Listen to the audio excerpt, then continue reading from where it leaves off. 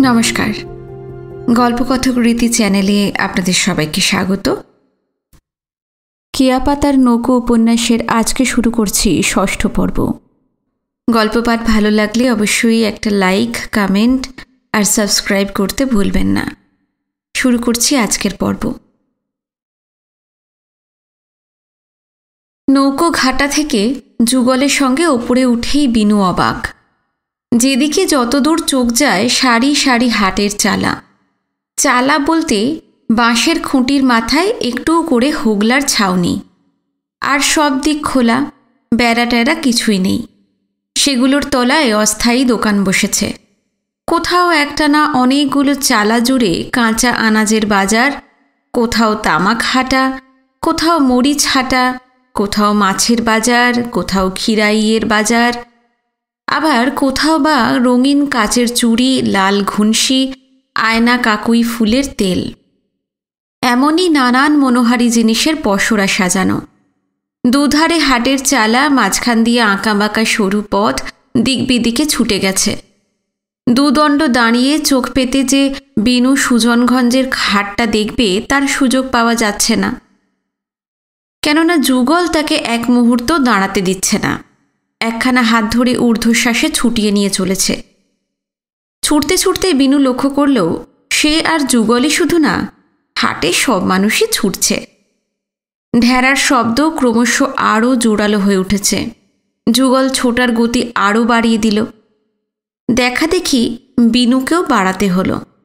পাশাপাশি যে হাঁটুরে লোকগুলো ছুটছিল তাদের ভিতর থেকে কেউ চেঁচিয়ে বলল, আরে ধলা মিয়া, হইল কি? ঢেড়া পড়ে কেন? ধলা মিয়াই খুব সম্ভবত উত্তর দিল, বিশ্বাস রং তামসার ব্যাপার আছে, তাই মনে লয়। আর একজন বলল, অনেককাল পর ঢেড়া পড়ল সুজনগঞ্জে। অন্য একজন ব্যস্তভাবে বলল, হ হ, অহন দৌড়াও দেহি শোনা ভাই, দৌড়াও। বেশ খানিকক্ষণ ছুটবার পর হাটের মাঝ মধ্যিখানে এসে পড়ল বিনুরা। এখানে হাটের চালা নেই। একটা প্রাচীন বট তার বিপুল বিস্তার নিয়ে দাঁড়িয়ে আছে, আর খুশি মতন যেখানে পেরেছে ঝুড়ি নামিয়েছে। এই দুপুর বেলাতেও সূর্য যখন খাড়া মাথার ওপরে, বটতলা শীতল ছায়াচ্ছন্ন। তার একধারে পুরনো ভাঙাচোরা একটা মন্দির। কিসের মন্দির বিনু বুঝতে পারল না। মন্দিরটার সামনের দিকে মস্ত পুকুর, তারপর অনেকখানি জায়গা খোলামেলা। সেখানে এই মুহূর্তে মেলা বসে গেছে যেন। অসংখ্য মানুষ গোল হয়ে দাঁড়িয়ে ঝকমকে চোখে মাঝখানে তাকিয়ে আছে। বিনুকে টানতে টানতে যুগল সেইখানে নিয়ে এলো। তারপর কনুই দিয়ে ঠেলে ঠেলে অদ্ভুত কৌশলে ভিড়ের ভিতর পথ করে একেবারে সামনে এসে দাঁড়ালো। ভেতরে বেশ খানিকটা জায়গা গোলাকার এবং ফাঁকা, মানুষের ভিড় সেটা ঘিরে। ফাঁকা জায়গায় তিনটে মোটে লোক, দুজনের মাথায় কোঁচকানো বাবড়ি একেবারে কাঁধ পর্যন্ত নেমে গেছে। বড় মোটা জুলপি তাদের, পাঁকানো গোঁফ, গায়ে জামাটামা নেই, পরনে মালকোঁচা দেওয়া খাটো ধুতি। দুজনেরই হাতে রূপোর চৌকো তাবিজ, গলায় সোনা বাঁধানো বাঘনখ। গায়ের রং এত কালো আর চকচকে মনে হয় গর্জন তেল মেখে আছে। বাবড়িওয়ালা বেশ জোয়ান, লম্বা চড়া বলিষ্ঠ চেহারা। তাদের গলায় মস্ত ঢাক বাঁধা। এই মুহূর্তে মাথা ঝাঁকিয়ে ঝাঁকিয়ে আর নেচে নেচে প্রচণ্ডভাবে পিটিয়ে চলেছে। দুজনে ঢাক দুটো না ফাঁসানো পর্যন্ত থামবে না বোধ হয়। দেখতে দেখতে বিনুর মনে হলো ওরা যেন যমজ, কুমোরের দোকানের মানিকজোর পুতুলের মতন একই ছাঁচে গড়া। ওরা ঢাক বাজাচ্ছে, আর তৃতীয় মানুষটি একটা উঁচু প্যাকিং বাক্সের ওপর দাঁড়িয়ে আছে। লোকটা শরীরে রসকস কিছু নেই, ঢ্যাঙা তালগাছের মতন চেহারা। আখমারাই কলে ফেলে সবটুকু সার যেন বার করে নেওয়া হয়েছে, ফলে ছিবড়েটুকু পড়ে আছে। লোকটার গাল ভাঙাচোরা, রং পাঁশুটে রঙের। সেই চুলই তেলে জবজবে করে পরিপাটি টেরি কেটেছে। কত বয়স কে জানে। হাড় এমন পাকা মনে হয় টোকা দিলেই টং করে বেজে উঠবে। পরনে চিটচিটে ধোলা পাজামা আর রং বেরঙের হাজারটা তালি দেওয়া আলখাল্লা খালি পা। সার্কাস দলের ক্লাউনের কথা মনে পড়িয়ে দেয়। তার হাতে লম্বা একটা চোঙা। এমন যার চেহারা, তার চোখের দিকে তাকালে অবাক হতে হয়। সে দুটো যেমন রসালো তেমনই ঢুলুঢুলু। লোকটা প্যাকিং বাক্সের ওপর দাঁড়িয়ে ঘাড় হেলিয়ে চেয়ে চেয়ে দেখছিল। যখন দেখল হাটের প্রায় সব লোক চারপাশে জড়ো হয়েছে, হাতের ইশারায় বাবরিওয়ালা দুটো থামিয়ে দিল। তারপর মুখের কাছের চোঙাটা ধরে চেঁচিয়ে বলতে লাগলো, হিন্দু ভাইরা, মিয়া ভাইরা, অনেক দিন পর আপনাকে সুজনগঞ্জে ঢেরা দিতে আইলাম। অনেক দিন পর আইলা? এই গেল সনের আগে সন চৈত মাসে নীল পূজার সময় আইছিলা, এরপর তো এই আইলা। ভিড়ের ভেতর থেকে কে একজন বলে উঠল। আর একজন বলল, তা একদিন আসিলা কই? ঢ্যাঙা লোকটা মুখ থেকে চোঙা নামিয়ে বলল, এই 1.5 বছরে কই কই মুল্লুক ঘুরলাম। এই নোয়াখালী জেলা, ফরিদপুর জেলা, ত্রিপুরা জেলা, কুমিল্লা, চাঁদপুর, বরিশাল, আর এইদিকে উজানে ভাটির দেশ। না গেছি কোনখানে? ঢেরা দিতে গেছো? এছাড়া আর কোন কামে যামু কন? এই ঠিকাই তো আমার রুজি রোজগার, ভাত কাপড়। ভিড়ের মধ্যেকার প্রশ্নকর্তা লোকটা মাথা নাড়ল। বোঝা যায় দেশে দেশে ঢেড়া দিয়ে বেড়ানোই ঢ্যাঙা লোকটার কাজ এবং জীবিকা। ভিড়ের অন্য সবাই অসহিষ্ণু হয়ে উঠেছিল। তারা চেঁচামেচি জুড়ে দিল, আলে গপ্প থুইয়া না আসল সংবাদখানা কও দেহিনি, ছুই না জায়গা, ওইদিকে আবার হাটের বেলা যায়। হ হঠাৎ অত্যন্ত ব্যস্ত হয়ে ঢ্যাঙা লোকটা হাতের লম্বা চোঙাখানা মুখের কাছে আনলো। তারপর কণ্ঠস্বর একেবারে চুড়োয় তুলে চিৎকার করে বলতে লাগলো, মিয়া ভাইরা, হিন্দু ভাইরা, আপনার নাজিরপুরের নাম শুনছেন? কোন নাজিরপুর? নবীগঞ্জ থানার ভিতরে পড়ে পেল্লায় গ্রাম। ভিড়ের মধ্যে থেকে কেউ কেউ জানালো নাজিরপুরের নাম শুনেছে, তবে বেশিরভাগই শোনেনি। ঢ্যাঙা লোকটা এরপর বলতে লাগলো, বাবু ভুবন মোহন দত্ত চৌধুরী নাজিরপুরের জমিনদার, বয়স হইব 60। ট্রেনের দারুণ দাপট, এমন দাপট যে বাঘে গরুতে এক ঘাটে জল খায়। কিন্তু কি গেল শন, জমিনদার বাবুর তেজপক্ষের বিয়া সারছেন। তেজপক্ষ মানে এখানে তৃতীয় পক্ষ। এই পক্ষের বউ একেবারে লক্ষ্মী প্রতিমার লাহান দেখতে, বয়স খানও কম, মোটে 16। এই নিয়া একখান কথা রটছে। কি কথা? ঢ্যাঙা লোকটা সঙ্গে সঙ্গে উত্তর না দিয়ে সেই ঢাকি দুটোকে চোখের ইশারা করল। আর কথাবার্তার ফাঁকে তারা বসে বসে জিরিয়ে নিচ্ছিল। ইঙ্গিত পাওয়া মাত্রই দামড়া মোষের মতন তোড়াক করে লাফিয়ে উঠল এবং উদ্দামভাবে বাবরি ঝাঁকিয়ে ঢাক পেটাতে লাগল। উৎসাহ দেবার জন্য বোধহয় ঢ্যাঙা লোকটা প্যাকিং বাক্স থেকে নেমে পড়ল।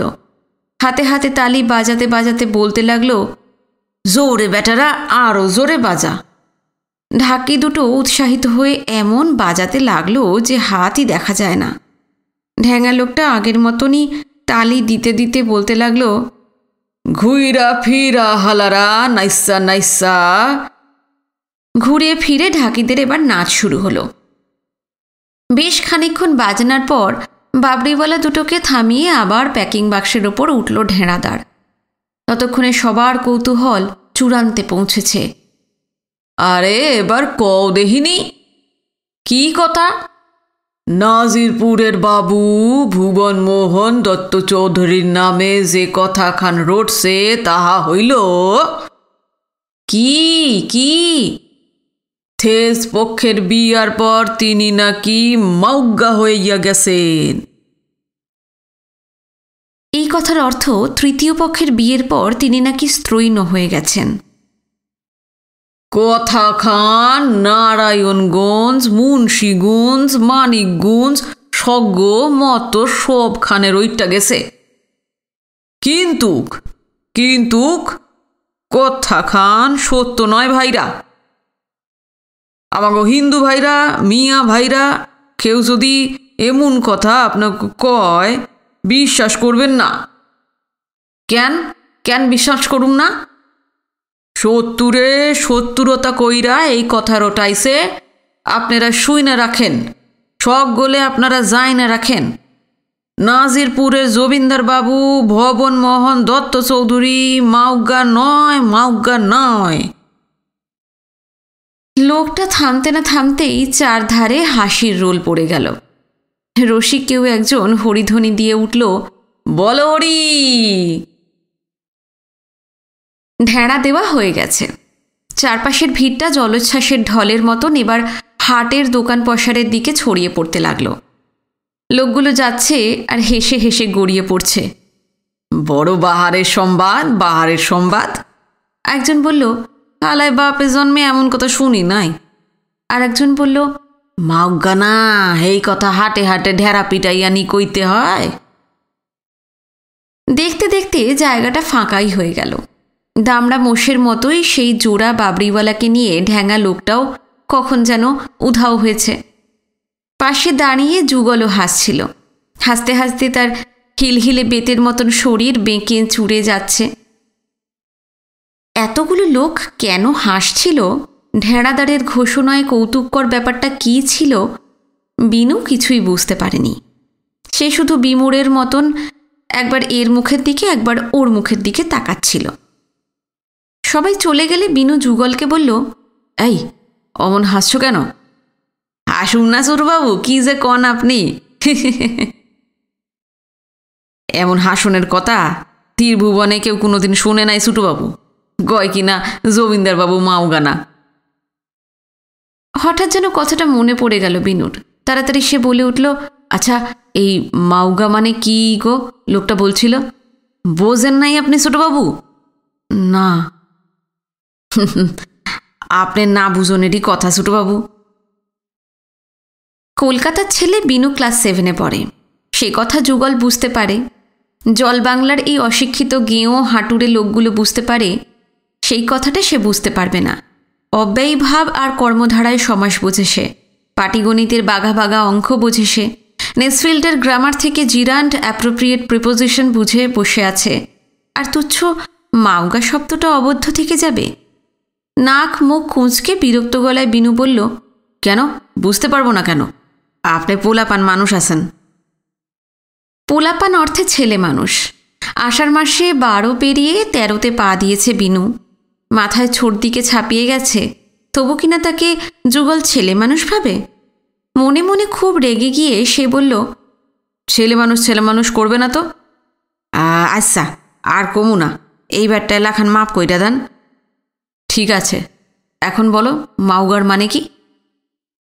ছোটবাবু, মাউগা তারই কয় যে সমস্ত দিন বউয়ের আসলের তলে থাকে, তার পিছে পিছে বিলাই সাউয়ের লাখান ঘোরে, বউ যা কয় তাই করে। মোট কথা বউ অন্ত পড়ান, একদণ্ড বউরে না দেখলে মুসা যায়। তবু ব্যাপারটা বিশেষ বোধগম্য হল না। মাউগা শব্দটা শুনবার সঙ্গে সঙ্গে হাঁটুরে লোকগুলোর মধ্যে এরকম হাসির ধুম পড়ে গিয়েছিল কেন? সেই কথাটা মনে হতেই বিজ্ঞের মতন একবার হেসে নিল বিনু। ভাবখানা, আমিও সব বুঝি, ছেলে মানুষ যা ভেবেছে তা আমি আদপেই নই। যাই হোক, ঢেঁড়ার পর্বটা শেষ হয়েছে। এবার হঠাৎ হেমনাথদের কথা মনে পড়ে গেল বিনুর। তাড়াতাড়ি সে ব্যস্তভাবে বলে উঠল, দাদু বাবা আর লালমোহন দাদুকে খুঁজে বার করবে না? হ চলেন, চলো। দুপা এগিয়েছে, এমন সময় উঁচু গলায় ডাক ভেসে এলো, যুগল, এই যুগল। ডান দিকে তাকাতেই বিনুরা দেখতে পেল খানিক দূরে অবনীমোহন, লাড়মোড় আর লাড়মোড়ের নৌকোয় সেই মাঝি দুজন দাঁড়িয়ে আছে। মাঝিদের মাথায় দুটো বড় বড় টিনের বাক্স। চোখাচোখি হতেই লাড়মোড় হাতছানি দিলেন। বিনুরা বড় বড় পা ফেলে এগিয়ে গেল। লাড়মোড় যুগলের উদ্দেশ্যে বললেন, কোথায় গিয়েছিলি রে? এত দেরি হলো? পথে এক কুটুমের লগে দেখা হলো, হ্যাঁ আমার তার বাড়ির ধইরা নিয়ে গেল, তাই একটু দেরি হয়েছে। কুটুম বাড়ি যাবার কথাটা সত্যি, তবে তার সঙ্গে দেখা হওয়া এবং ধরে নিয়ে যাওয়ার কথাটা ডাহা মিথ্যে। বিনু একবার ভাবল যুগলের মিথ্যেটা ধরিয়ে দেয়, কিন্তু ধরিয়ে দিলে তার ফলাফল কি হবে ভেবেই সে চুপ করে থাকল। লাড়মোড় আবার বললেন, নৌকোয় উঠলে ঝোল ফেলে তুই আর মানুষ থাকিস না। থো কিছু হবে না। ফোদ্ধা মেঘনাথ হলে সরি, আর সারা বর্ষার ঝলের সাধ্যে নেই তোর কিছু করতে পারে। ভয় তো আমার এই দাদা ভাইটাকে নিয়ে। আমরা এসেছি আর সারাক্ষণ ওর কথা চিন্তা করছি। চিন্তার কিছু আসিল না ছোটবাবুরে, আমার নাই তুলসী, আমার একটা দায়িত্ব নাই। তাই নাকি? জেনে একটু আশ্বস্ত হলাম আমি। তারপর দাদা ভাই? বিনু তাকালো লাড়মোড়ের দিকে। লাড়মোড় বললেন, ঢেরা শুনেছ? হ্যাঁ। কি শুনলে বলো তো? এই নাজিরপুরের জমিদার মাওগানা। এর মানে কিছু বুঝেছ তুমি? হ্যাঁ। কি বুঝেছ? মাওগা শব্দের ব্যাখ্যা যুগলের কাছে যা শুনেছিল বিনু গড়গড় করে বলে গেল। শুনে কিছুক্ষণ হাঁ হয়ে রইলেন লাড়মোড়। অবনীমোহনেরও সেই একই অবস্থা। কিছুক্ষণ পর লাড়মোড় বললেন, এ তো সব কথা তুমি কেমন করে জানলে দাদা ভাই? খেয়ে শিখিয়েছে তোমাকে? সেখানের কৃতিত্বটা আর যুগলকে দিতে মন চাইল না। বিজ্ঞের মতন মুখ করে গম্ভীর চালে বিনু বলল, কেউ শেখায়নি, আমি নিজেই জানি। লাড়মোড় আরও কি সব বলতে যাচ্ছিলেন, অনেকগুলো হাঁটুড়ে লোক পুরনো ভাঙা মন্দিরটার দিক থেকে ডাকাডাকি করতে লাগলো। লালমোহন সাহেব! আরে ও লালমোহন সাহেব, তাড়াতাড়ি আসেন এদিকে, বেলা যে গড়িয়ে গেল। লাড়মোড় চঞ্চল হলেন, ব্যস্তভাবে বললেন, চলো চলো সবাই, বলে সামনের দিকে পা বাড়িয়ে দিলেন। ওই লোকগুলো কেন লাড়মোড়কে ডাকছে বিনু বুঝতে পারল না। যাই হোক, লাড়মোড় আর অবনীমোহন আগে আগে চলেছেন, তাদের পিছনে বাক্স মাথায় সেই মাঝি দুটো, আর সবার শেষে বিনু এবং যুগল। যেতে যেতে অবনীমোহনের গলা শুনতে পেল বিনু। চাপা স্বরে তিনি লাড়মোড়কে বলছেন, এমন ঢেঁড়াও কি কেউ লোকে দেয়? মোছর ব্যাপারটা সবাই জানল, অথচ তোমার ভামা শ্বশুরই শুধু জানতে পারল না। হেমটা একেবারে পাগল। নৌকো থেকে নেমে সেই ঘাড় বেঁকা করে কোন দিকে যে ছুটল। মামাবাবু তো বললেন নিত্য দাস না কার একটা দোকানে যাবেন। তুমিও যেমন আভেনিমোহন, মামাবাবু ঠিকে তো এখনো চেনোনি। নিত্য দাসের দোকান পর্যন্ত একেবারে ও পৌঁছতে পারবে? তার আগেই হয়তো গোসাই দাস ভুইমালি ধরে নিয়ে নিজের দোকানে বসাবে, সেইখানেই এক দুপুর কাটিয়ে দেবে হেম। হেমনাথ সম্বন্ধে ঠিক এই রকম অনুযোগী করেছিলেন স্নেহলতা। অবনীমোহন হাসলেন। লাড়মোড় বলতে লাগলেন, 40 বছর ধরে দেখছি হেমকে, ও ওই একই রকম থেকে গেল, কোনো পরিবর্তন নেই। তাহলে তো ভারী মুশকিল হবে লালমোহন মামা। কিসের মুশকিল? না, এক জায়গায় যেতে গিয়ে যদি আরেক জায়গায় আটকে যান, বার করব কি করে? খুঁজে বার করতে হবে না, হেম আমাদের খুঁজে বার করবে। আমরা কোথায় আছি উনি কেমন করে জানবেন? ও সব জানে। সুজানগঞ্জের হাটে এলে মন্দিরের পাশে ওই বট গাছতলায় আমি বসি, দেখো ঠিক এসে পড়বে। এদিকে যুগল বিনুকে বলছিল, জানেন ছোটবাবু, কয়দিন আপনি বেশ চালাক চতুর হইয়া উঠছেন। আমি আগেও চালাক চতুর ছিলাম যুগল। হিয়া তো জানি, তয় এই কয়দিনে আরও চালাক হইছেন। কি করে বুঝলে? ওই যে লালমোহন সাহেবরে যখন মিশা কইরা কইলাম রাস্তা থিকা আমার কুটুমে আমাকে ধইরা নিয়া গিয়েছিল, তখন আপনি চুপ কইরা থাকলেন। সত্য কথা খান কইলে লালমোহন সাহেব খুব রাইগা যাইত। বিনু উত্তর দিল না। যুগল আবার বলল, যখন যখন দরকার হইব এই রকম বুদ্ধি খালাইবেন ছোটবাবু। একসময় তারা মন্দিরের কাছাকাছি সেই ঝুপসি বটগাছতলায় এসে পড়ল। খানিক আগে বিনু এই জায়গাটার ওপর দিয়েই ছুটে গেছে, তখন চোখে পড়েনি। এখন দেখা গেল একটা সস্তা ছোট টেবিলের মুখোমুখি দুখানা হাতল ভাঙা চেয়ার সাজানো। সামনের দিকে জনা কয়েক লোক ছড়িয়ে ছিটিয়ে রয়েছে। তাদের সবাই গরিব গেঁয়ো চাষি শ্রেণী, সিকিভাগের মতন হিন্দু, বাদবাকি সব মুসলমান। চেহারা তাদের রুক্ষ দুর্বল, চোখে মুখে অসুস্থতার ছাপ মাখানো। লারমোরকে দেখে সবার চোখ উজ্জ্বল হয়ে উঠল। এক পলক চেয়ার টেবিলের দিকে তাকিয়ে থেকে লারমোর বললেন, এতে তো হবে না, আরও 2খানা চেয়ার লাগবে। যে মাঝি দুটো মাথায় করে বাক্স নিয়ে এসেছিল তারা চঞ্চল হলো। তাড়াতাড়ি বাক্স নামিয়ে হাটের দিকে ছুটল। সামনের চেয়ারখানা দেখিয়ে লারমোর অবনীমোহনকে বললেন, বসো আভনি, বসো। অবনীমোহন বসলেন। তার মুখোমুখি বসতে বসতে লারমোর এবার বিনুকে বললেন, যতক্ষণ না চেয়ার আসছে ততক্ষণ আমার কোলে এসে বসো দাদা ভাই, এসো। বলে তিনি হাত বাড়িয়ে দিলেন। কারোর কোলে বসতে ঘোরতর আপত্তি বিনুর। কিছুতেই সে লারমোরের কাছে গেল না। নিচের ঘাসের উপর যুগল বসে পড়েছিল, সে তার গা ঘেঁষেই বসল। বিনুর দিকে তাকিয়ে মধুর হাসলেন লারমোর। দাদা ভাই দেখছি মস্ত বড় হয়ে গেছে, কোলে বসতে তার খুব এখন লজ্জা। বিনু চোখ নামিয়ে চুপ করে থাকল। ওদিকে সেই গ্রাম্য অসুস্থ লোকগুলো অসহিষ্ণু হয়ে উঠেছে। তারা গুঞ্জনের মতন শব্দ করে বলতে শুরু করল, এইবার আমাকে দেখেন লালমোহন সাহেব।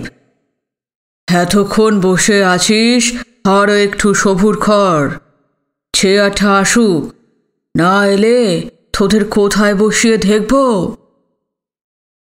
লোকগুলো এবার শান্ত হলো। কিছুক্ষণ নীরবতা, তারপর একটু কি ভেবে গভীর স্বরে লারমোর ডাকলেন, অবনীমোহন। আগে এটা কত সাল? এটা 1940। ঠিক 40 বছর আগে, 1900 সালে, তার মানে 20th সেঞ্চুরি সবে শুরু হয়েছে। সেই সময় আমি এই রাজদিয়াতে এসেছিলাম। তখন আমার বয়স 25। রাজদিয়ায় আসার পরের দিন থেকেই আমি এই সুজনগঞ্জের হাটে আসছি। এই যে এই বট গাছটা দেখছো, এর তলায় দাঁড়িয়ে দাঁড়িয়ে সেই যুবক বয়সে আমি খ্রিস্ট ধর্ম প্রিচ করতাম। ও, এখন আর করেন না? নো, তবে এখন যা করি একটু পরে তুমি দেখতে পাবে। এখন আর প্রিচ করেন না কেন? খুব কঠিন একটা প্রশ্ন করেছ আপনি। এর উত্তর তো এক কথায় দেওয়া যাবে না। দিতে গেলে আমার সারা জীবনের কথা তোমাকে বলতে হবে। বেশ, তো বলুন না, আমার খুব জানবার ইচ্ছে। এখন যদি এরকম আমি তোমার সাথে গল্প ঝুঁকড়ে দিই, ওরা আমাকে আর আস্থ রাখবে না। পরে আর একদিন শুনো। আচ্ছা, পরেই শুনব। যুগলের কাছে বসে উদ্গ্রীব তাকিয়েছিল বিনু। লারমোর নামে এই মানুষটি সম্বন্ধে তার মনে অসংখ্য জিজ্ঞাসা, অসীম কৌতূহল। লারমোরের কথা জানবার জন্য প্রথম দিন থেকেই উন্মুখ হয়ে আছে সে। ভেবেছিল তার কৌতূহল এবার মিটবে, কিন্তু লারমোর নিজের সম্বন্ধে কিছুই বললেন না। ফলে বিনুর মন বেশ খারাপ হয়ে গেল। অবনীমোহন আবার কি একটা বলতে যাচ্ছিলেন, সেই মাঝি দুটো 2খানা হাতল ভাঙা চেয়ার নিয়ে ছুটতে ছুটতে ফিরে এলো। লারমোর ব্যস্ত হয়ে পড়লেন। বিনুকে একটা চেয়ারে বসতে বলে ভিড়ের ভেতর থেকেই একজনকে ডেকে অন্য চেয়ারটায় বসালেন।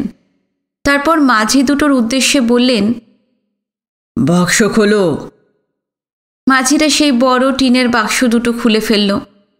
আর বিনু দেখতে পেলেও তার ভিতর নানা রকম ওষুধ, বিশুধ, নাক, কান, গলা, জিভ এবং বুক পরীক্ষার যন্ত্রপাতি, ইঞ্জেকশনের ছোট চ্যাপ্টা লম্বাটে বাক্স। যন্ত্রপাতি আর ইঞ্জেকশনের বাক্সটা টেবিলের ওপর সাজিয়ে অন্য চেয়ারের লোকটার দিকে তাকালেন। কেমন আছিস রে জিগিরালি? লোকটা মধ্যবয়সী, মুখময়, কাঁচা পাকা গোঁফ দাড়ি খাড়া হয়ে আছে, ফলে সজারুর কাঁটার মতন দেখায়। চোখ দুটো ঘোলাটে, রুগ্ন, কাতর সুরে জিগিরালি বলল, ভালো না সাহেব? কি আবার হলো তোর? 3 দিন ধইরা ঝুম জ্বর, এই জ্বর আর সারে না। বুকটুক পরীক্ষা করতে করতে লাড়মোড় বললেন, গেল হাটে দেখে গেছি ভালো, এর ভিতর আবার জ্বর বাঁধালি কি করে? বলতে বলতেই ভুরু কুঁচকে গেল তার। দেখি। কি সাহেব? বুকে 20 পাসারি খফ জমল কি করে? 1 পাসারি মানে 2.5 সের। গেল হাটে তো খফ দেখিরি। জিগির আলী চুপ। লাড়মোড় ধমকে উঠলেন, হরম ছদা, মুখ বুঝে থাকলে চলবে না। বল কি করেছিলি? এই মাছ মারতে নদীতে নামছিলাম, তাই। তোকে না আমি বলেছিলাম ঠান্ডা লাগাবি না? কি করুম সাহেব, মাছ না পারলে এই মাছ হাটে হাটে গিয়া না বেচলে সংসার চলবে কেমনে? পোলাপান খাইব কি? কেন, তোর বড় ছেলেটা কি করে? 2 দিন সংসার সে ছালিয়ে নিতে পারবে না? জিগির আলীর মুখে নৈরাশ্যের ছায়া পড়ল। তিক্ত স্বরে সে বলল, তয় তো বাইসা যাইতাম, হ্যাঁ চালাইব সংসার, তাইলে আমার দুঃখ ঘুষব কেন? ভাবছিলাম পোলা ডাগর হইছে, এবার সুখের লাগর পামু। আমার অদৃষ্ট। কপালে একটা চাপড় মেরে আবার শুরু করল, পোলাই হয়েছে কবিদার। কবিদার মানে গ্রাম্য কবিগান রচয়িতা এবং গায়ক। জিগির আলী আবার বলতে শুরু করল, মাথায় গন্ধ তেল মাইখা, চোখে সুরমা লাগাইয়া হ্যাঁ আসরে গান গায়। বাপের আসান করতে জলে নামবো, মাছ মারবো, এই সকল কি তারে মানায়? সম্মানে লাগে না? বাপ এদিকে মরছে আর উনি খবিদার হয়ে বসেছেন। কোথায় সেই উল্লোক? আসনের সময় বাড়িতেই দেই খাইছি। খালি আমার কাছে থাকে পাঠাবি। হ্যাঁ কি আইব? তার ঘর আসবে, আমার কথা বলবি লালমোহন সাহেব যেতে বলেছে। $22 দিয়ে তার কবিয়ালে আমি ছুটিয়ে দেব। লাড়মোড়ের যে চেহারাটা বিনুর মনে গভীর রেখায় আঁকা হয়ে গেছে, সেটা মধুর স্নেহময় একটি মানুষের চেহারা। তার বাইরেও যে আর একটা রূপ আছে, তিনি যে এত রেগে যেতে পারেন তা বিনু কখনোই কল্পনা করতে পারেনি। অবাক হয়ে সে তাকিয়ে থাকল। পরীক্ষা টরীক্ষা করে জিগির আলীকে ওষুধ দিতে দিতে লাড়মোড় বললেন, দিনে 3 বার করে খাবি, সকালে, দুপুরে, রাত্রিরে। আর সংসার অসৎ হলে ঝাঁক, জাহান নামে ঝাঁক, না খেয়ে গোষ্ঠী শুদ্ধ মরুক, তুই ঘর থেকে ফেরুবি না। আমি যদি শুনি এই জ্বর নিয়ে তুই আবার জলে নেমেছিস, লাঠি দিয়ে তোর 2 পাখানা গুঁড়ো করে দিয়ে আসব। জিগির আলী মাথা নেড়ে জানালো 3 বার করে ওষুধ খাবে এবং ঘর থেকে বেরোবে না। বলল, অহন তাহলে যাই। আদাব লালমোহন সাহেব। যাবি তো? পথের পয়সা আছে? জিগির আলী উত্তর দিল না, মাথা নিচু করে দাঁড়িয়ে থাকল।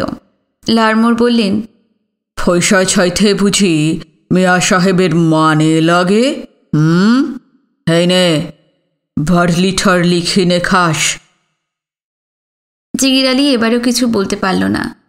ঠোঁট দুটো থরথর করল শুধু, আর কৃতজ্ঞতায় চোখ সজল হয়ে উঠল। জিগির আলী চলে গেলে ভিড়টার দিকে তাকিয়ে লাড়মোড় ডাকলেন, বোধহয় ফাল, এসো। যে উঠে এলো তার বয়স 60-এর কাছাকাছি। খালি গা, খালি পা, গায়ের চামড়া খসখসে, খই ওড়া, গোল গোল হলদে চোখ, জয়ঢাকের মতন মস্ত পেটের ওপর সরু হাড় জিরজিরে বুক, গলাটাও সরু, তার ওপর প্রকাণ্ড মাথা, পাঁশুটে রঙের চুলে সেটা ঝুপসি হয়ে আছে। আচ্ছাদন বলতে নেংটির চাইতে সামান্য বড় একটা ময়লা চিটচিটে টেনি। জিগির আলীর খালি চেয়ারখানা দেখিয়ে লাড়মোড় বললেন, বসো। বোধাইপাল বসল না। কি হলো, বসো। আজ্ঞা না, আপনার সামনে আমি চেয়ারে বইতে পারুম না। কেন হে? আপনার সামনে চেয়ারে বসুম, আপনার এটা সম্মান নাই? ও ঠিকই তো। রহস্য করে হাসতে হাসতে বুধাই পালের একখানা হাত ধরে চেয়ারে বসিয়ে দিলেন লাড়মোর। অত্যন্ত কুণ্ঠিত হয়ে পড়ল বুধাই পাল। এইটা এইটা আপনি কি করলেন লালমোহন সাহেব? এইটা করলেন কি আপনি? ভয় নেই, তুমি চেয়ারে বসলে আমার সম্মানের একটু ক্ষতিও হবে না। বাড়তি দুখানা চেয়ারের কি প্রয়োজন এতক্ষণে বুঝতে পেরেছে বিনু। একটা তার জন্য আর একটা রুগীদের জন্য। প্রিচ করার বদলে আজকাল হাটে এসে লাড়মোর কী করেন তাও টের পাওয়া গেল। চারদিক থেকে সুজনগঞ্জের হাটে যত রুগী আসে তিনি তাদের চিকিৎসা করে থাকেন। লাড়মোর বললেন, তারপর ফালমশাই ক্ষমাস ফোরে দেখা দিলেন আপনি? আজ্ঞা 2 মাস। এতদিন ছিলেন কোথায়? গাওয়ালে গেছিলাম। এই সময় বিনু হঠাৎ বলে উঠল, গাওয়াল কি? লাড়মোর বিনুর দিকে ফিরে হাসলেন। খুমরের মাটির হাড়ি কলসি পাতিলে বড় বড় নৌকো বোঝাই করে নদীর ছড়ের দিকে ফাড়ি দেয়। হাঁড়ি কলসির বদলে ওরা পয়সা নেয় না, ধান নেয়। 2-4 মাস পর নৌকো ভর্তি ধান নিয়ে তারা ছড় থেকে ফিরে আসে। একে বলে গাওয়াল খরা। ও, এতক্ষণ বুধাইপাল খেয়াল করেনি। এবার তার চোখ এসে পড়ল বিনু আর অবনীমোহনের ওপর। হাত জোর করে বলল, এনারা তোমাদের হেমখর্তার নাতি অ্যান্ড ঝামাই। খুব ব্যস্তভাবে এবং সম্ভ্রম ভরে উঠে দাঁড়িয়ে মাথাটা অনেকখানি ঝুঁকিয়ে দিল বুধাইপাল। প্রণাম হই গো জামাইবাবু, নাতিবাবু। কি সৌভাগ্যী, আমাগো হেমকর্তার নাতি আর জামাইরে দেখলাম। ঠিক এই সময় জিগির আলী আবার ফিরে এলো। মুখ কাঁচুমাচু করে লাড়মোরকে বলল, বড় অন্যায় হইয়া গেছে গো সাহেব, এ না গো কথা জিগাইতে একেরে ভুইলা গেছি। অবনীমোহনদের দেখিয়ে বলল। লাড়মোর অবনীমোহনদের পরিচয় দিলেন।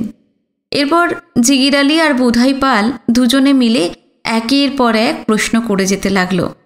অবনীমোহনরা কোথায় থাকেন, কলকাতার কথা শুনে বললেন, এতকাল আসেননি কেন?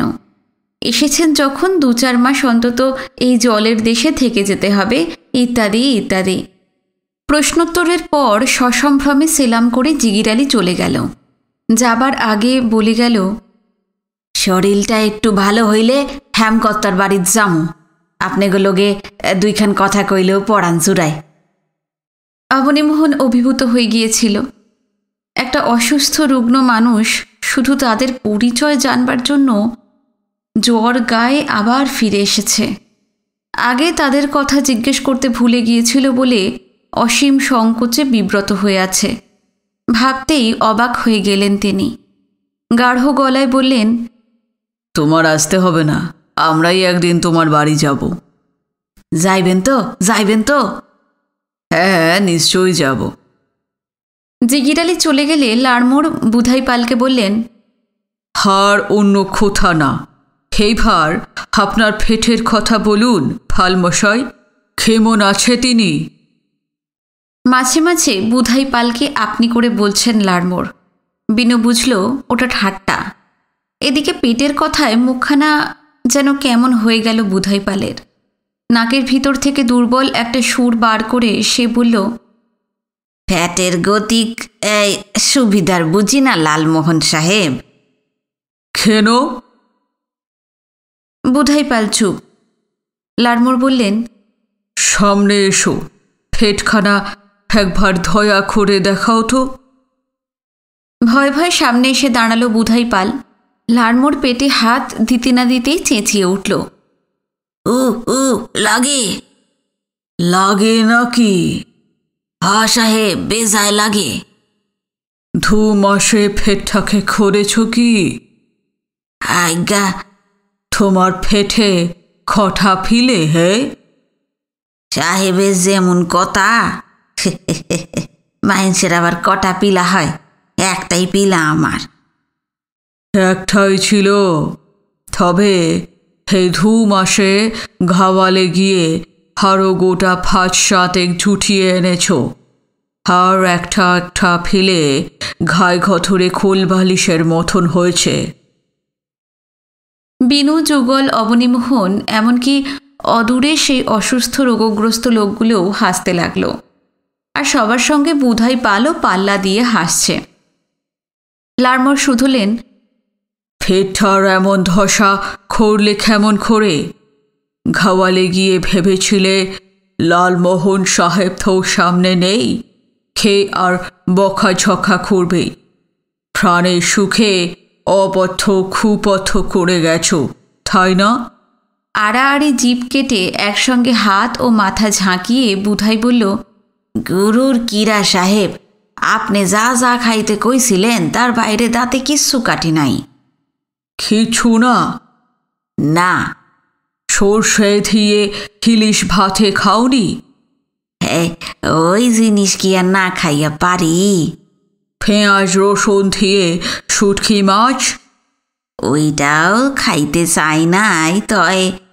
তবে খেলে কেন? এর ভিতরে যার বাস এই আত্মায় চাইল যে, আমি কি করুম? নিজের বুকে একখানা আঙুল রেখে বুধাই পাল করুণ গলায় বলল, থই থো কি আর খোড়া, থাহে ফল মশাই, তেঁতুল দিয়ে পুঁটি মাছের ঠকের কথাটা কি তুমি ভুলবে? বুধাই পাল চুপ করে রইল। লাড়মোর বললেন, লজ্জা কি লজ্জা বলেই ফেলো। পুঁটি মাছের ঠকটাও নিশ্চয়ই পরমাত্মা চেয়েছিল। বুধাই এবার আর মুখ খুলল না, আস্তেই করে মাথা হেলিয়ে বুঝিয়ে দিল। লাড়মোর আঙুল দিয়ে তার চিবুকটা ঠেলে উপরের দিকে তুললেন। তারপর চোখের ভিতর তাকিয়ে বললেন, ফল মশাই, ধন্বন্তরীর বাপেরও সাথে নেই আপনার রোগ সরায়। এক কাজ করুন, যমরাজকে খাবার দিন। খুব তাড়াতাড়ি তিনি আপনাকে নিয়ে যাবার জন্য একটা পুষ্পক রাত পাঠাবেন। হঠাৎ উবু হয়ে বসে লাড়মোড়ের দুখানা পা চেপে ধরল বুধাই পাল। কাতর মিনতিপূর্ণ সুরে বলল, আমারে বাসান সাহেব, পেটে বড় যন্ত্রণা। এইবার থিকা আর আপনার অবাধ্য হবু না। যেমন কইবেন আমি তেমনি চলুম, আর অবাধ্য হমু না। তোমার কোথায় কোনো বিশ্বাস নেই? আরেকবার, খালি আরেকবার, গরুর কিরা আর এই সকল খামু না। ঠিক বলছো তুমি? ঠিক বলছি সাহেব। ওষুধ শষুধ দিয়ে লাড়মোর বললেন, তেল ঠেল পেঁয়াজ রসুন সব কিন্তু ভাত দিতে হবে। 3 মাস শুধু দুধ ভাত খাবে, নইলে পেটের ফিলে আর ঘা তোমাকে স্বর্গেও নিয়ে যাবে। দুধ খাওয়ানোর ক্ষমতা কি আমাগো লগন মানুষের আছে? না থাকে 2 মাসে তুমি আমার কাছে এসে থাকো। আমার 3টে গরু আছে, 7-8 সেরের মতন দুধ হয়। বিনুর হঠাৎ মনে পড়ে গেল, স্নেহলতা লাড়মোরকে তাদের বাড়ি গিয়ে থাকতে বলেছেন। তাই নিয়ে স্নেহলতার কত রাগ, কত অভিমান। আর লাড়মোর কিনা তার কাছে গিয়ে থাকবার জন্য লোক জোটাচ্ছেন। ব্যাপারটা ভাবতেই ভারী মজা লাগলো বিনুর। বুধাই পাল ওদিকে বলল, বাড়ি ঘর ফালাইয়া আপনার কাছে গিয়ে থাকতে কি পারি? সংসার দেখব কে? তাহলে এক কাজ করো, তোমার নাতিকে আমার ওখানে রোজ সকালে পাঠিয়ে দাও, দুধ দিয়ে দেব। এই ভালো, তাহলে অহন যাই। প্রণাম সাহেব। প্রণাম জামাইবাবু, নাতিবাবু, প্রণাম। বুধাই পাল চলে গেল। বুধাই পালের পরে ডাক পড়ল সোনা মিয়ার, তারপরে চন্দ্র ভুঁইমালির, তারপর রজবালি তালুকদারের। এইভাবে একের পর এক রোগী দেখা চলল। বুক পেট পরীক্ষা করতে করতে শুধু রোগ সম্বন্ধেই খোঁজখবর নিচ্ছেন না লাড়মোর, অন্য কথাও বলেছেন। রজবালিকে তিনি হয়তো বললেন, এবার কত কানি জমিতে পাট বুনেছিলি? রজবালি জবাব দিল, 2.5 কানি। তারপর তিনি বললেন, গেলবার তো পাট বুনে লোকসান দিয়েছিলি, এবার লাভ থাকবে? রজবালি বলল, মনে তো হয়, এখন খোদার ইচ্ছা। চন্দ্র ভুঁইমালিকে হয়তো বললেন, এবারের বর্ষায় তোমার দক্ষিণের ভিটের ঘরখানা না পড়ে গিয়েছিল চন্দর? চন্দর মাথা নাড়ে। সেটা উঠিয়েছ? চন্দর বলল, আপনি গো আশীর্বাদে উঠাইছি লালমোহন সাহেব। আগে চালে আছিল ছন, এবার টিন দিয়েছি। নয়া ঢেউ খেলাই না টিন। খুব পোক্ত হয়েছে ঘর। লালমোহন খুব ভালো বললেন। অসুখ আর অসুখের বাইরে অন্য সব কথার ফাঁকে রোগীরা অবনীমোহন এবং বিনুর সঙ্গে যেচে আলাপ করে নিচ্ছে। হেমনাথের জামাই আর নাতি শুনে তাদের কি আনন্দ আর সমাদর। দেখতে দেখতে ভিড়টা ফাঁকা হয়ে গেল। এখন আর একটাও রোগী নেই। বিনু লক্ষ্য করেছে, রোগী দেখে একটাও পয়সা নেননি লারমোর, বরং বিনা পয়সায় সবাইকে ওষুধ দিয়েছেন। কাউকে পথ্যের জন্য ফতুয়ার পকেট থেকে পয়সা বার করে দিয়েছেন। বিনুর মনে হলো একেই সেদিন লাভের কারবার বলে ঠাট্টা করেছিলেন হেমনাথ। ওদিকে অবনীমোহনও অবাক হয়ে গিয়েছিলেন। তিনি এবার বললেন, আপনি তো দেখলাম ওই রোগীদের সবাইকেই চেনেন। চিনি বই কি, চিনি। নামও তো জানেন। জানাই তো উচিত। 40 বছরের মতো এইখানে খেটে গেল। আমি যখন এসেছিলাম তখন যুবক, আর আজ আমি বৃদ্ধ। লারমোর যা বলে গেলেন সংক্ষেপে এই রকম। রাজদিয়াকে ঘিরে 60-70 মাইলের ভিতর যত গ্রাম, যত জনপদ, যত মানুষ, এমনকি প্রতিটি বৃক্ষলতা আর পাখি, সব তার চেনা। এই সজল বিশাল ভূখণ্ডে আয়ুর প্রায় সবটুকুই তো কাটিয়ে দিলেন। এখানে কোথায় কোন বাড়িতে শিশু জন্মাচ্ছে, কোথায় মৃত্যু ঘটছে, সমস্তই জানেন লারমোর। জন্ম মৃত্যু কোনো কিছুই তার অগোচরে হবার উপায় নেই। পূর্ব বাংলার এই কোমল সজল অংশের উপর তিনি ব্যাপ্ত হয়ে আছেন। বলতে বলতে আকাশের দিকে চোখ পড়তেই হঠাৎ ঘোরটা কেটে গেল। লারমোর চঞ্চল হলেন। হিস, বেলা হেলে গেল, কিন্তু এখনো হেমের দেখা নেই। সত্যি সূর্যটা এখন আর মধ্যাকাশে নেই। পশ্চিমের আকাশ বেয়ে গড়িয়ে অনেকখানি নেমে গেছে। রোদের রঙও গেছে বদলে, তাতে নরম সোনালি আভা লেগেছে। ফলে চারদিকের গাছপালার পাতা সোনার ঝালর হয়ে দুলছে। আকাশ থেকে চোখ নামিয়ে লারমোর বললেন, হেমের একটা খোঁজ খবর নেওয়া দরকার। কোথাও বসে গেলে উঠবার আর তার নাম নেই। বলতে বলতে বিনুর সম্বন্ধে সচেতন হলেন। হরে, দাদা ভাইটার মুখ একেবারে শুকিয়ে গেছে। সুখবারই তো কথা, কখন দুটো খেয়ে এসেছে। হ্যাঁ যুগল, ছট করে দাদা ভাইয়ের জন্যে রসগোল্লার সন্দেশ নিয়ে আয় তো। মনা ঘোষের দোকান থেকে আনবি। পয়সা বার করতে পকেটে হাত পুরলেন লারমোর। এতক্ষণ 2 হাঁটুর ফাঁকে মুখ গুঁজে চুপচাপ বসেছিল যুগল। বলা মাত্র তড়াক করে লাফিয়ে উঠল। আর সত্যিই খুব খিদে পেয়েছিল বিনুর। সেটা ধরা পড়ে যাওয়াতে লজ্জায় মাথা নিচু করে থাকল সে। কিন্তু লারমোর পয়সা বার করতে পারল না। তার আগেই বাধা পড়ল। অবনীমোহন বললেন, না, খাবার আনতে হবে না, আমি বরং বিনুকে খাইয়ে আনি। এই যুগলও সঙ্গে যাক। তুমি আবার কষ্ট করে যাবে কেন? না, কষ্ট কিছু না, আসলে কি না, মানে পূর্ব বাংলায় এই প্রথম এলাম। এখানকার হাটটা আর কিছুই তো দেখিনি। বিনুকে খাওয়াতে গিয়ে একটু হাটটাও ঘুরে দেখব। বাবা, খুব ভালো। রোগীর কাছে বসে না থেকে একটু তোমরা ঘুরে এসো। তাছাড়া কি, ঘুরতে ঘুরতে যদি মামাবাবুর সঙ্গে দেখা হয়ে যায়, তবে তো আরও ভালো। যাও, তোমরা যাও। একটু ভেবে নিয়ে অবনীমোহন বললেন, আপনিও চলুন না লালমোহন মামা। আমি কি করে যাব? আপনার রুগী টুগি তো এখন আর নেই। তা নেই, কিন্তু যে কোনো সময় তারা এসে যেতে পারে। এত দূর জায়গা থেকে ওরা আসে, আর সপ্তাহে 1 দিন মোটে হাট। আমাকে না দেখতে পেলে ওদের কষ্ট হবে। দু চোখে অসীম শ্রদ্ধা নিয়ে সেবাব্রতী নিঃস্বার্থ মানুষটির দিকে তাকিয়ে থাকলেন অবনীমোহন। অনেকক্ষণ পর ধীরে ধীরে বললেন, আপনি কতক্ষণ থাকবেন এখানে? আমি সেই সন্ধে পর্যন্ত হাট ভাঙলে উঠব। আপনিও তো সেই সকালবেলায় খেয়ে এসেছেন। আমি কিন্তু খাবার নিয়ে আসবো আপনার জন্য। বেশ বেশ, এনো। অবনীমোহন আর কিছু বললেন না। বিনু আর যুগলকে নিয়ে হাটের দিকে চললেন। অবনীমোহন আগে আগে চলছেন, পিছনে যুগল আর বিনু। একটু পর তারা সেই পুরনো আধভাঙা মন্দিরটার সামনে এসে পড়ল। ঘাড় ফিরিয়ে অবনীমোহন জিজ্ঞেস করলেন, এটা কিসের মন্দির যুগল? বিষহরীর। বিনু বুঝতে পারেনি। সে তাড়াতাড়ি শুধল, বিষহরী কি? মা মনসা আইতেন শ্রাবণ মাসে, দেখতেন এইখানে পূজার কি ধুম। রাজ্যের মানুষ ওই সময়টায় পাথরের খাদা ভরা দুধ আর সবরি কলা নিয়া ভাইঙ্গা পড়ে।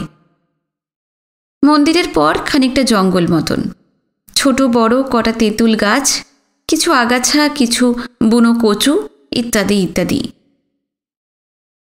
তারপর থেকেই হাটের চালা শুরু হয়েছে। আশ্বিন মাসের এই পড়ন্ত বেলায় রোদের তাপ দ্রুত জুড়িয়ে আসছে। চারদিকের গাছগাছালির মাথায় সোনার আভা লেগেছে। এই সময় সুজনগঞ্জের হাট জমে উঠেছে। দরাদরি আর চেঁচামেচি চিৎকারে চারদিক সরগরম। বিনুরা এখন হাটের যে অংশে, সেটা তরিতরকারির বাজার। চারিদিকে বড় বড় বেতের ধামা আর বাঁশের চাঙাড়িতে সজীব পরিপুষ্ট শাক এবং আনাজ সাজানো। ব্যাপারীরা সবাই চাষি শ্রেণীর মানুষ।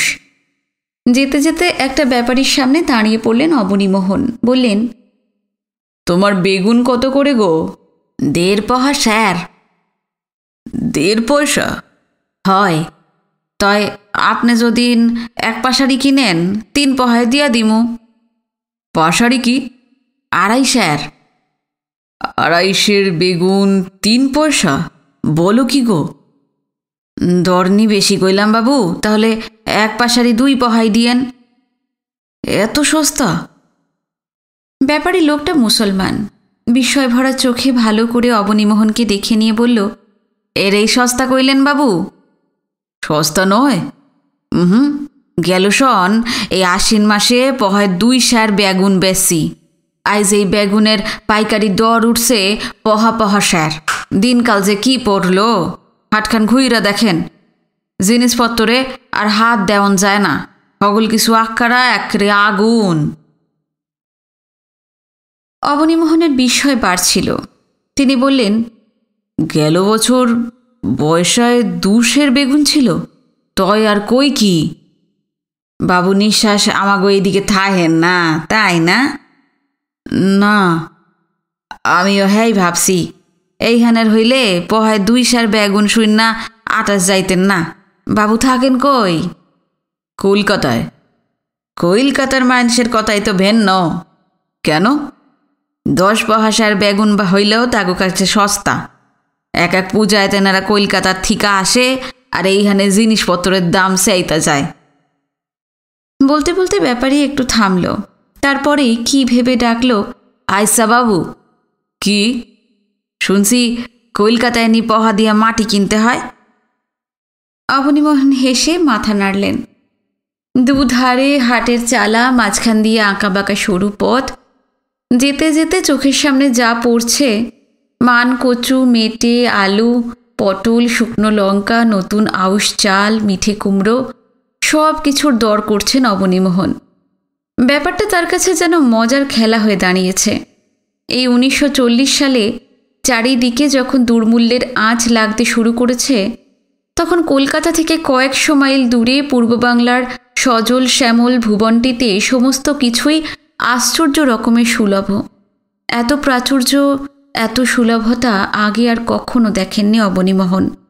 জীবনেই এক বিস্ময়কর অভিজ্ঞতা তার। এদিকে খিদেটা অনেকক্ষণ আগেই পেয়েছিল বিনুর। অবনীমোহনের পিছু পিছু ঘুরতে ঘুরতে পেটের ভিতরটা জ্বালা করছে। সে আর চলতে পারছিল না। তাকে খাওয়ানো এবং হেমনাথকে খুঁজে বার করবার জন্যই লাড়মোড়ের কাছ থেকে উঠে এসেছিলেন অবনীমোহন। জিনিসপত্রের দর করতে করতে এমন মজা পেয়ে গেছেন যে খিদের কথা খুব সম্ভব তার আর খেয়াল নেই। বিনু এক সময় আস্তে করে ডাকল, বাবা। অবনীমোহন চলতে চলতে দাঁড়িয়ে পড়লেন। পিছন ফিরে বললেন, কি রে? বড্ড খিদে পেয়েছে বাবা। অবনীমোহনের মনে পড়ে গেল। খুব ব্যস্ত হয়ে পড়লেন তিনি। হ্যাঁ তাই তো, আমি একদম ভুলে গেছিলাম। মিষ্টির দোকান কোথায় রে যুগল? ওইদিকে, নিয়ে চল তো। নদীর শিওরে যেখানে মাঝি ঘাট, তার একধারে সারি সারি হোগলার ছাউনিওয়ালা অস্থায়ী মিষ্টির দোকান। পিতলের গামলা ভর্তি ধপধপে রসগোল্লা, বড় বড় কাঠের বারকোষে লম্বা লম্বা বাদামি চমচম, পাতক্ষীর আর মাখা সন্দেশ সাজানো রয়েছে। প্রথম দিন পূর্ব বাংলার মাটিতে পা দিয়ে রাজদিয়ার স্টিমার ঘাটে এই রকমই মিষ্টির দোকান দেখেছিল বিনু। কাছাকাছি আসতেই চারদিক থেকে দোকানিরা ডাকাডাকি শুরু করে দিল। এইদিকে আসেন বাবু, বাবু এইদিকে আসেন, আসেন। সামনে যে দোকানটা পাওয়া গেল, বিনুদের নিয়ে অবনীমোহন সেইখানে ঢুকে পড়লেন। দোকানি লোকটা মধ্যবয়সী, পরনে আধময়লা খাটো ধুতি আর ফতুয়া, গলায় 3 লহর তুলসীর মালা, চোখে মুখে বিনীত ভঙ্গি। সে বলল, বসেন বাবুরা, বসেন বসেন। দোকানের ভিতরে 2খানা বেঞ্চি পাতা ছিল। অবনীমোহনরা বসলেন। দোকানি এবার শুধল, কি দিমো বাবু? এই তোরা কি খাবি রে? বিনু কিছু বলবার আগেই যুগল তার কানে ফিসফিস করল, সমস্ত দিন রইতে ঘোরাঘুরি গেছে ছোটবাবু, রসগোল্লা পান্তুয়া খাওয়ানোর আগে একটু মাঠা খাইয়া লন। অবনীমোহন শুনে ফেলেছিলেন, বললেন, এই মাঠা কি রে? যুগল লজ্জা পেয়ে চুপ করে থাকল। বিনুকে বলেছে বটে, তার নিজের মনেও কি মাঠার জন্য একটু লোভ ছিল না? যুগলের হয়ে দোকানি জবাব দিল, মাঠা হইল দইয়ের ঘোল। হ্যাঁ, দইয়ের ঘোল তাহলে খাওয়া যেতেই পারে। হ্যাঁ, মাঠাই দাও। খুব ভালো করে 3টে বড় বড় কাচের গেলাস ধুয়ে ননি ভরা সাদা ধপধপে ঘোলে ভর্তি করল দোকানি।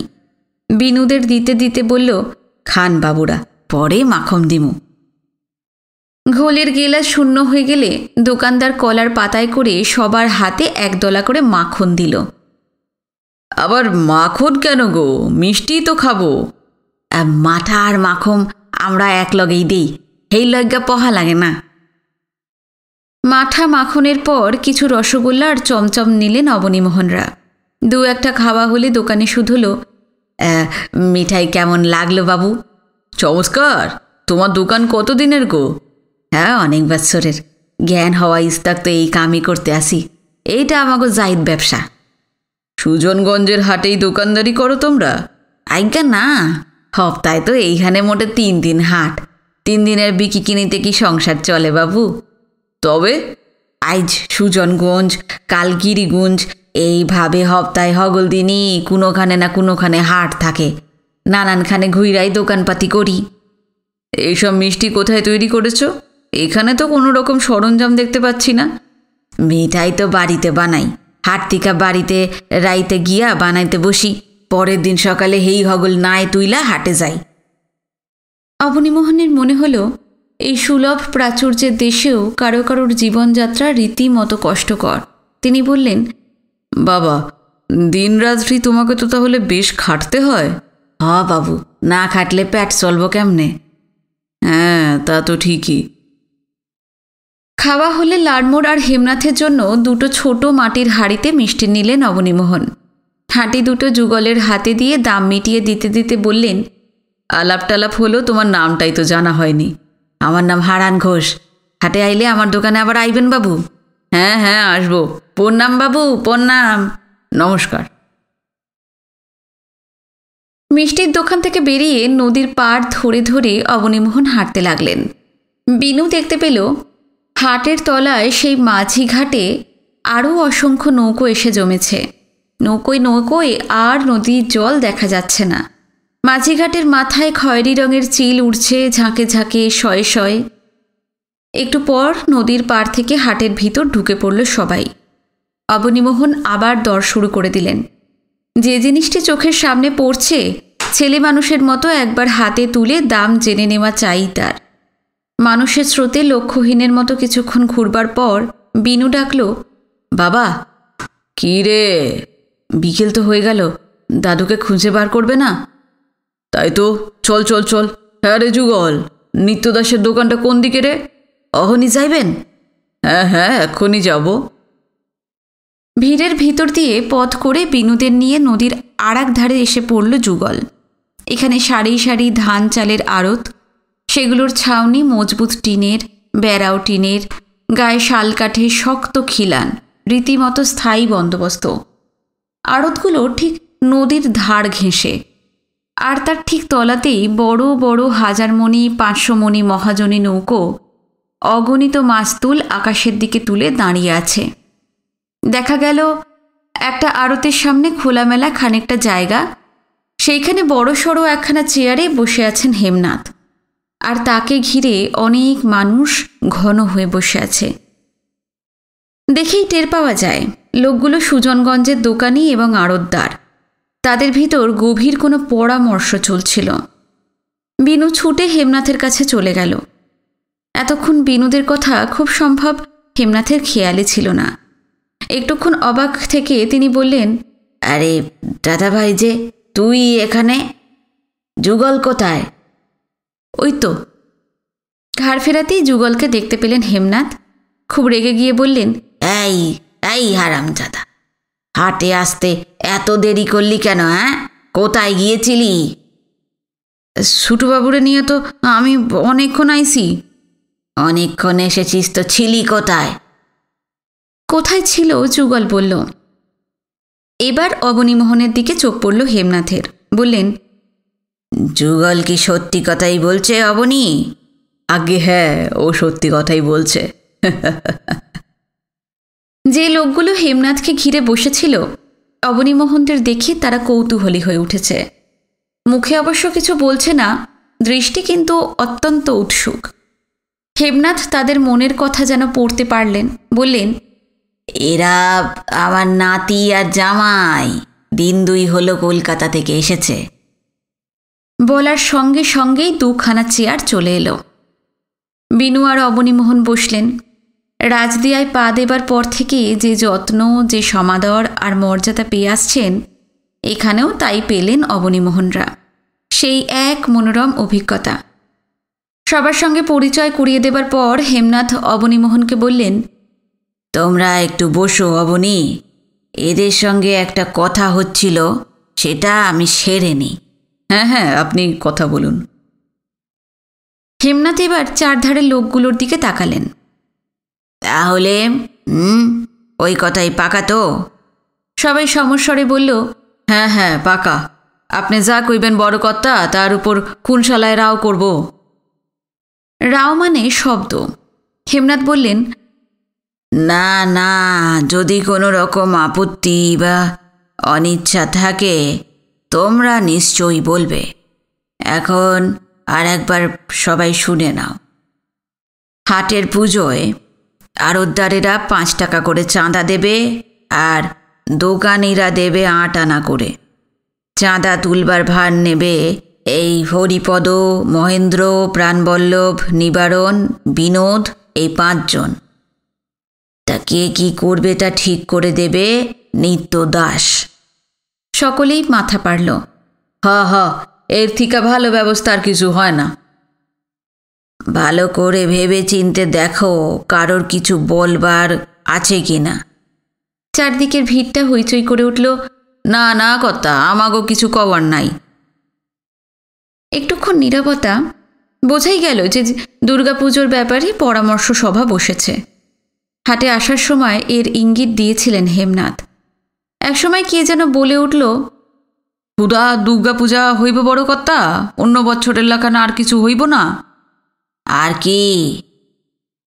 দরিদ্র নারায়ণের সেবা করলে কেমন হয়? হেমনাথ উৎসাহ সুরে বললেন, হ্যাঁ হ্যাঁ, এ তো খুব ভালো কথা। পুজো হবে, ধুমধাম হবে, আর গরিবেরা দুটো খেতে পাবে না, তাই কি কখনো হয়?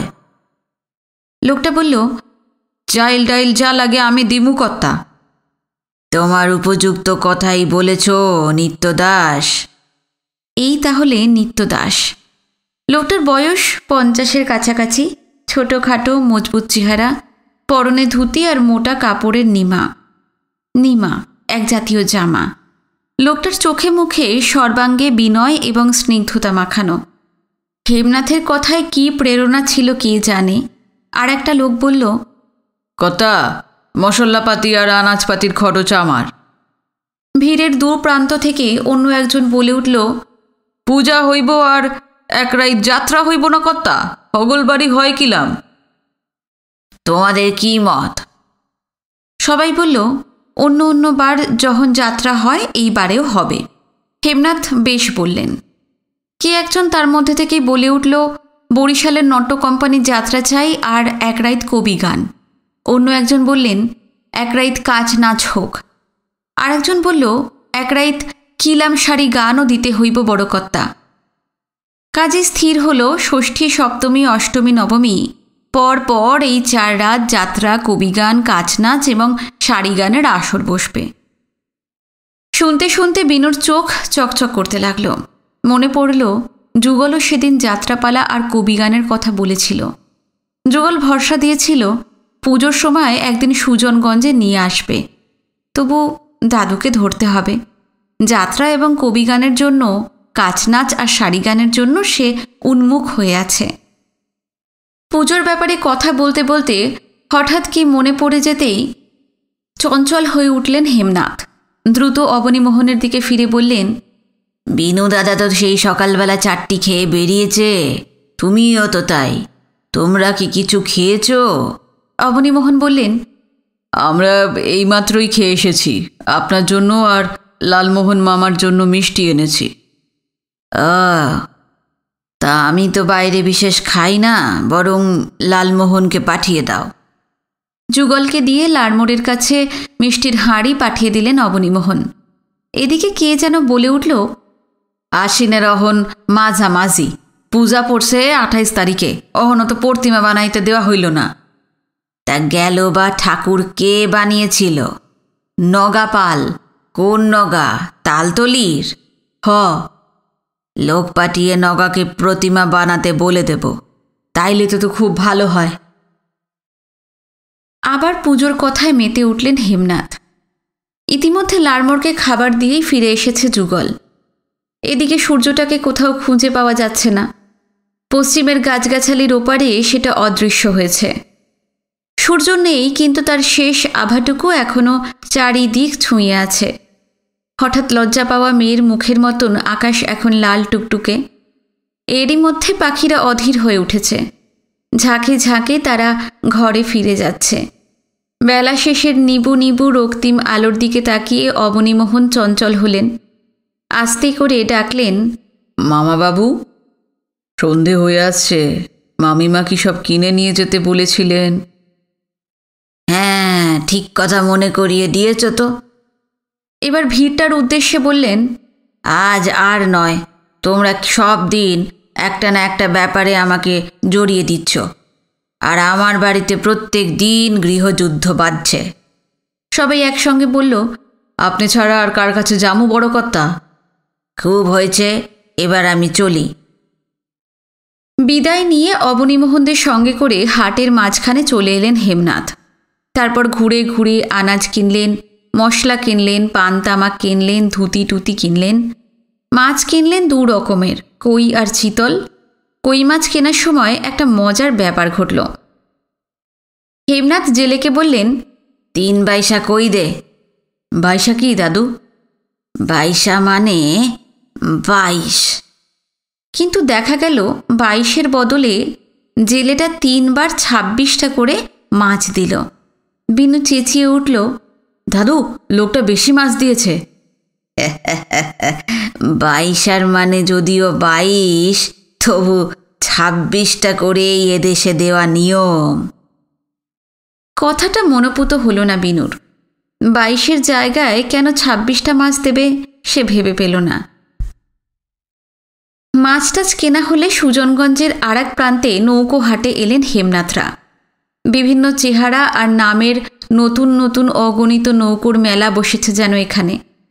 দেখে শুনে বিনুর পছন্দ মতন একখানা নৌকো কিনলেন হেমনাথ। নৌকোটা 1 মাল্লাই এবং ছইওয়ালা, সঙ্গে একটা বৈঠা আর তল্লা বাঁশের লগি পাওয়া গেল। নৌকোর দাম চুকিয়ে হেমনাথ যুগলকে বললেন, তুই নৌকোটা নিয়ে নদী ঘুরে মাঝিঘাটে আয়, আমরা লালমোহনকে নিয়ে আসছি। হাটের সওদা নিয়ে যুগল নতুন নৌকোয় উঠল আর অবনীমোহনদের নিয়ে সেই বটগাছটার দিকেই হাঁটতে শুরু করলেন হেমনাথ। আশ্বিনের সন্ধেটা যেন সরু সুতোয় ঝুলছিল। কেনাকাটা সেরে লাড়মোড়ের কাছে পৌঁছতেই সুতোটা ছিঁড়ে ঝপ করে কোন পাতালে নেমে গেল।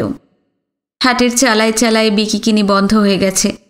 সারা সুজনগঞ্জ জুড়ে এখন ভাঙার আসর। দড়াদড়ি চিৎকারে সেই একটানা ভনভনে আওয়াজটাও আর নেই। তার বদলে মৃদু অবসন্ন একটা গুঞ্জন চারিদিকে ছড়িয়ে ছিটিয়ে আছে। সারাদিন ধরে এখানকার সুর যেন খুব চড়া একটা তারে বাঁধা ছিল। অন্ধকার নামবার সঙ্গে সঙ্গে সেটা দ্রুত স্তিমিত হয়ে যাচ্ছে। হাটুরে লোকগুলো বেশিরভাগই মাঝি ঘাটে চলে গেছে। এখানে সেখানে 2-4 ব্যাপারী কুপি জ্বালিয়ে পয়সা গুনছে, সারা দিনের বেচাকেনার হিসেব মিলিয়ে নিচ্ছে। বটগাছতলায় এসে দেখা গেল একটা রোগীও নেই। সেই মাঝি দুটোর সঙ্গে হাত মিলিয়ে লাড়মোড় টিনের বাক্স গুছোচ্ছেন। হেমনাথ বললেন, কি সমস্ত দিন বনের মোষ তাড়ানো হলো? থা একরকম হলো। তোমার ঘোড়ার ঘাস কাটার খবর কি? ঘোড়ার ঘাস কাটা বেড়ে বলেছ, কিন্তু কিন্তু সত্যি কি আমরা ঘোড়ার ঘাস কাটি, বনের মোষ তাড়াই লালমোহন? নৌ, চলো চলো, এখন বাড়ি চলো। যাবে তো? বউ ঠাকুরুন ঝ ঝ ভুলে দিয়েছিল, তুমি কি কিনেছ? নইলে আবার হোম ফ্রন্টে লড়াই ভেতে যাবে। বেড়ে বলেছ। কিনেছি কিনেছি, যুগলকে দিয়ে সেই সব মাঝি ঘাটে পাঠিয়ে দিয়েছি। তোমার আর চিন্তা করতে হবে না, এখন চলো। মাঝিঘাটে এসে মুগ্ধ হয়ে গেল বিনু। নৌকোয় নৌকোয় আলো জ্বলছে। নদীর জলে সেই আলো পড়ে ঢেউয়ে ঢেউয়ে দোল খাচ্ছে। মাঝিঘাটে এখন ঘরে ফেরার তাড়া। একের পর এক নৌকো ছেড়ে দিচ্ছে। কাছে দূরে যেদিকে যত দূর চোখ যায় শুধু আলোর বিন্দু। ওগুলো যে নৌকোর আলো বিনু জানে, তবু মনে হয় ওরা যেন রহস্যময় কোনো সংকেত। নদীময় ছোটাছুটি করে কাদের যেন বিভ্রান্ত করে চলেছে। যে নৌকোগুলো এখনও রয়েছে তাদের কোনোটা থেকে মাছের ঝোলের উগ্র গন্ধ ভেসে আসছে, কোনোটা থেকে আসছে শান্ত নামাজের সুর, কোনোটা থেকে খোল করতাল বাজিয়ে কীর্তনের পদ। ওরা বোধহয় আজ সুজনগঞ্জেই থেকে যাবে। হেমনাথ খুঁজে খুঁজে যুগলকে বার করলেন।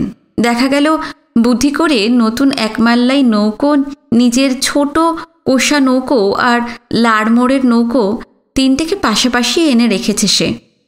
অসংখ্য নৌকোর জঙ্গল থেকে কি করে যে লাড়মোড়ের নৌকোটাকে যুগল খুঁজে বার করল কে জানে। নৌকো তিনটে, বইবার লোকও মোটে 3 জন, যুগল আর লাড়মোড়ের সেই মাঝি দুটো। স্থির হলো 3 জন 3টে নৌকো বাইবে। যুগল বাইবে নিজের সেই কোষা নৌকোটা, মাঝি 2 জন বাকি 2টো নৌকো। বিনুর ইচ্ছে ছিল ও বেলার মতো এবারও যুগলের নৌকোতেই যায়, কিন্তু সে কথা বলতেই হেমনাথ মাথা নাড়লেন। রাত্রির বেলা ওই বাঁদরের সঙ্গে তোমাকে নৌকোয় যেতে হবে না দাদাভাই। বিনুর মনে হলো হেমনাথের কণ্ঠস্বরে এমন কিছু আছে যা অমান্য করা যায় না। হেমনাথ আবার বললেন, এই সবাই উঠে পড়ো সবাই এবার।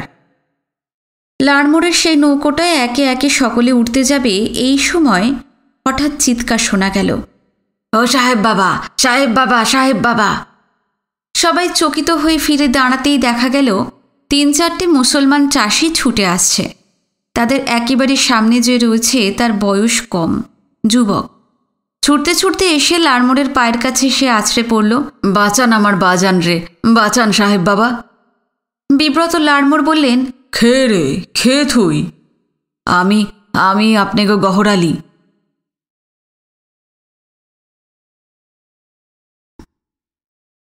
আজকের পর্বটা এখানে শেষ করলাম। কেমন লাগলো আজকের পর্ব অবশ্যই আমাকে জানান কমেন্টে। চেষ্টা করছি প্রত্যেক দিন এই উপন্যাসের পর্ব আনতে। আপনাদের যদি ভালো লেগে থাকে অবশ্যই ভিডিওতে একটা লাইক দিয়ে যাবেন। যারা নতুন এসেছেন, গল্প পাঠ ভালো লাগলে অবশ্যই চ্যানেলটি সাবস্ক্রাইব করে রাখবেন। আজকে এই পর্যন্তই। আগামী পর্ব নিয়ে শিগগিরই ফিরে আসছি। নমস্কার, সবাই ভালো থাকবেন।